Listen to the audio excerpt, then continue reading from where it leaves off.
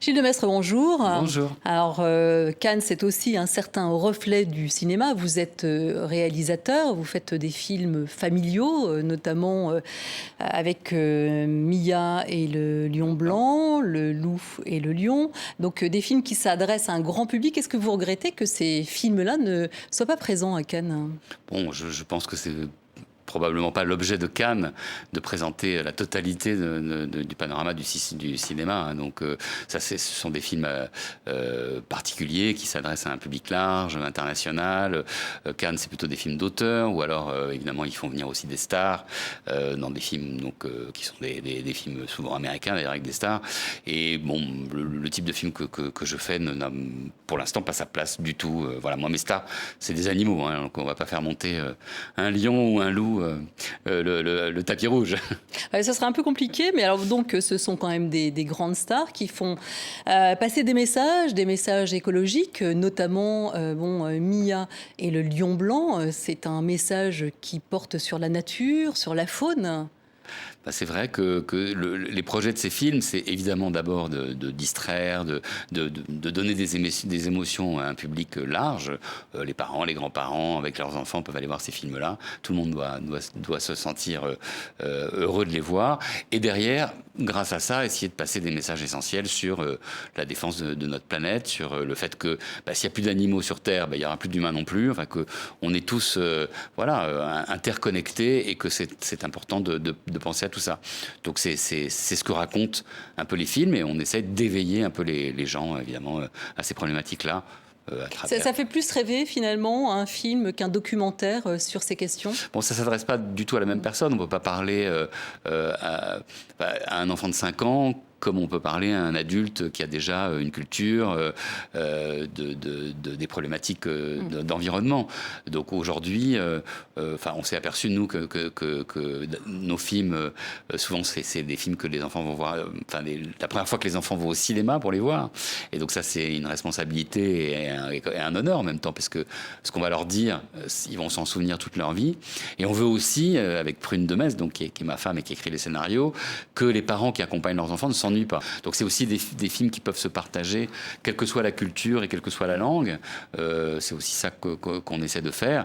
C'est-à-dire que ça puisse aussi bien intéresser une famille chinoise qu'une famille colombienne. Et ça, c'est aussi merveilleux de voir que le film peut avoir aussi bien du succès. Du succès, c'est le film qui a été le plus vu dans le monde, le film français le plus vu dans le monde en 2019. Hein. Oui, absolument. Oui, c'était très flatteur. Ouais. Et voilà. Et le loup et le lion suivent le même chemin. Oui, aujourd'hui, depuis 7 mois, c'est toujours le film le plus vu, oui, dès qu'il est sorti. Comment a germé l'idée en fait, de travailler avec un loup et un lion ? Alors c'était sur le tournage de Mia et le lion blanc, où il y a un monsieur qui s'occupe de loups, qui est un Canadien, qui est venu nous voir sur le tournage, où je travaille avec Kevin Richardson, donc, qui est le grand comportementaliste autour des lions.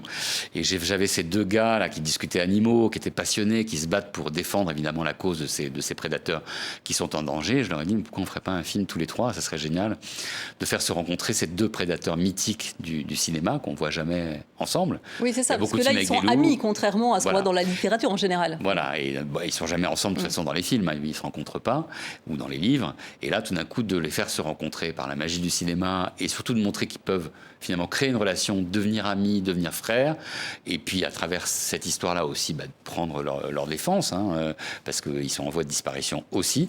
Ça serait un truc extraordinaire. Ils m'ont dit oui, et on est parti sur cette idée folle, et on l'a fait en vrai, puisque le film ça a été 2 ans de travail avec les animaux, et ils ont grandi ensemble, et ils sont vraiment devenus, on voit là, amis dans la vraie vie.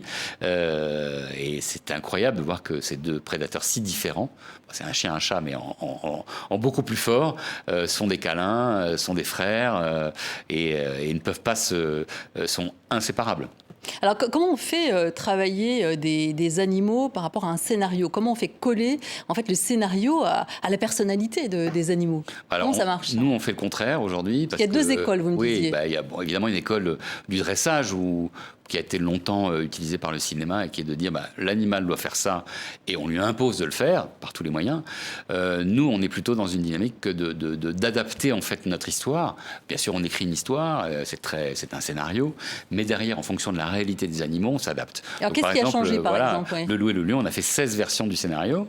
Et puis, c'est un film qui se passe sur une île au milieu d'un lac au Canada. Donc, il y avait beaucoup de choses dans l'eau. Et notamment, le lion devait rentrer dans l'eau. Et ce lion avait peur de l'eau. Donc, on a tout réadapté, tout réécrit pour pas qu'il aille dans l'eau. Donc, c'est le respect qui prime pour nous. C'est nos stars. On est là pour les défendre, pour qu'eux aussi prennent la parole, finalement, pour défendre leur cause à travers nos films. Et évidemment, on commence par nous à les respecter. Et l'éthique sur le plateau est très importante. Donc, on adapte tout à ce qu'ils sont. Quand ils n'ont pas envie de tourner, on ne tourne pas. Donc, c'est des tournages très longs, très compliqués. Très coûteux. Voilà, coûteux. Et où on fait bien attention à ce qu'ils soient les vedettes. Oui, parce que vous pourriez aujourd'hui utiliser des nouvelles technologies bien sûr. Où il y a un graphisme assez proche de la réalité. Les Américains le font. Bon, d'abord, on ne peut pas arriver à rendre la réalité d'un animal vivant, quels que soient les moyens, même Disney n'y arrive pas aujourd'hui. Peut-être dans 20 ans, 30 ans, ça sera tellement bien fait. Mais il y a quand même la magie de l'authenticité, de la vérité de ce qu'on fait. Et ça peut pas s'inventer. Les images qu'on fait avec le Loup et le Lion, ou avec Mia et le Lion Blanc, elles sont pas refaisables avec un ordinateur.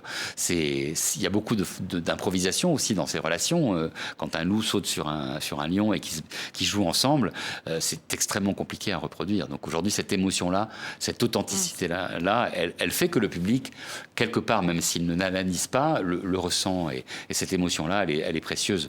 Le cinéma doit être un événement, doit être une fête pour les gens qui y vont. C'est cher aujourd'hui, le cinéma. Et les gens qui y vont, ils doivent y aller pour quelque chose qui vaut la peine, parce que sinon ils ont tout à la télé, tout sur les plateformes. Donc ça doit être un événement ça doit unique. Tenir de l'exception. Alors, le bien-être animal, aujourd'hui, ça fait partie des grandes préoccupations. Où est l'urgence pour vous ? Elle est partout. C'est vrai que vous parliez du Pakistan et de l'Inde, de la chaleur. On a vu les oiseaux, c'est vrai que les comportements des humains doivent changer parce qu'ils sont en train de détruire l'habitat des animaux de plus en plus. Donc les espaces se restreignent. Il n'y a plus d'espace de liberté pour les animaux, ou de moins en moins. Donc il faut les recréer. Il faut que la faune sauvage se développe. Il y a des centaines d'espèces qui disparaissent chaque jour. Votre prochain film, d'ailleurs, parlera de ça. Oui, le prochain film qu'on tourne en Amazonie parle de la disparition de la forêt amazonienne, du trafic des animaux, du fait que les animaux sont victimes de ça, les animaux exotiques. En plus, on les chasse, on les capture, on les trafique. Personne ne le sait, mais c'est le troisième trafic le plus rentable au monde, et le quatrième en poids, derrière le trafic des humains, le trafic de la drogue et le trafic des armes. Donc c'est des enjeux énormes, ces trafics d'animaux. Les gens ne le savent pas, et donc il faut se battre pour changer ça aujourd'hui, parce que c'est aussi notre avenir à nous. Égoïstement, on pourrait peut-être même se dire que c'est même que pour sauver les humains qu'il faudrait protéger les animaux, évidemment. Mais bon, il faut le faire aussi, parce que c'est notre monde et qu'on n'a pas pour l'instant, on n'a pas de plan B. Merci beaucoup, Gilles Demestre, pour nous avoir fait rêver avec ces images absolument fantastiques. Merci. Et bien sûr, allez voir Mia et le Lion Blanc, et Le Loup et le Lion, et puis bientôt votre prochain film. Merci beaucoup. Merci.